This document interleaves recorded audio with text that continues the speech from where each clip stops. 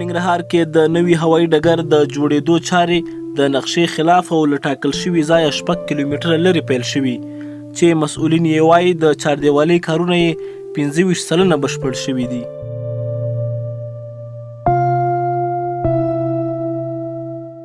دغه هوایي ډګر چې نږدې 8 میاشتې وړاندې یې پرانيسته شوې وه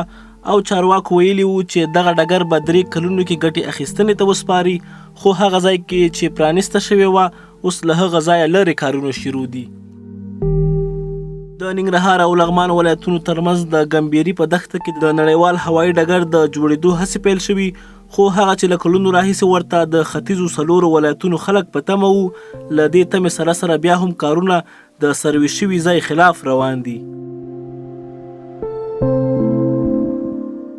سیمې ته د پژواک خبري اژانس خبريال د سفر پر مهال ولیدل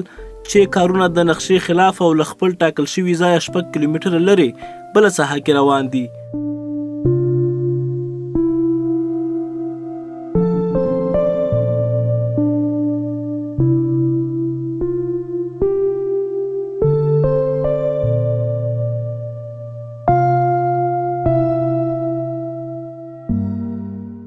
که څه هم تمې شته چې د دې هوایي ډګر په رغېدو به د ګمبيري دښته آباده او په یو سوداګریز ځای بدل شي، خو پوښتنې دا دي چې ولې چارې د پلان خلاف روانې دي. د ننګرهار د نوي ملکي هوایي ډګر د لومړۍ برخې پروژې یعنې د هوایي ډګر د ساحې احاطه، امنیتي ټاورونو، فنس چارې چې اوس تقریبا 25 سلنه چارې پر مخ روان دي او انشاءالله چې د باقي چارې هم د شرکت د مسؤل د وینا په اساس په ټاکلي موده د قرارداد چې ورکړل شوی ده انشاءالله ترسره شي. د ننګرهار نړیوال هوایي ډګر ده چې د مشرقي زون په سطحه به جوړیږي، د مشرقي 4 ولسونه به ترېنه استفاده وکړي، همدارنګه د مشرقي زون تجاران، زراعتي محصولات او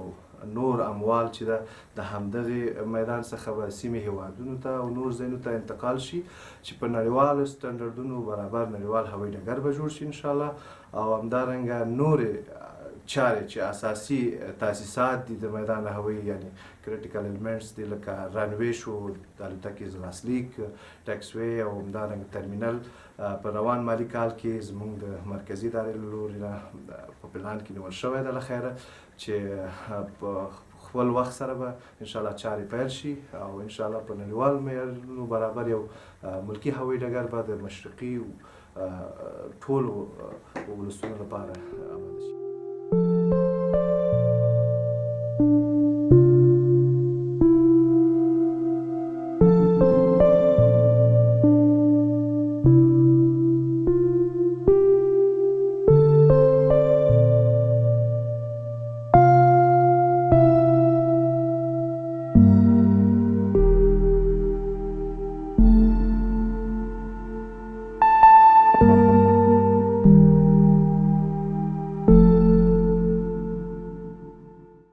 پروژه چې لومړی پړاو یا لومړی مرحله شروع شوې چې هغه د احاطې د دیوال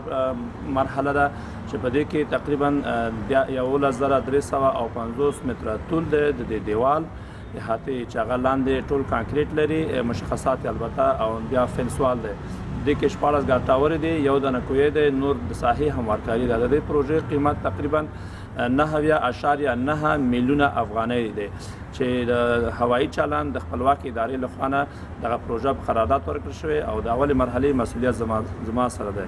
او زه کوشش کوم چې دغه پروژه چون د پلان مطابق د 8 میاشتې وخت یو او د 8 میاشتې وخت کې چې کله موږ د پروژه افتتاح کړه نو یو 4 میاشتې تقریبا دغه د اجتماعي مشکلاتو د خانه او د اراضي مشکلاتو نه چې څه په اراضي کې اوسه مشکلاتو چې ټول میډیا او ټول خلک په جریان کې دي، نو د هغه مشکلاتو د حل نه وروسته د میزان په میاشت کې دغه پروژه د دویم ځل لپاره په دویمه ساحه کې البته کار شروع شوی چې تر اوسه پورې خوشبختانه 15 سلنه کار شوی. البته موږ کوشش کوو چې دغه باقي مانده 15 سلنه کار هم د خپل پلان شوی وخت نه مخکې ترسره کړو.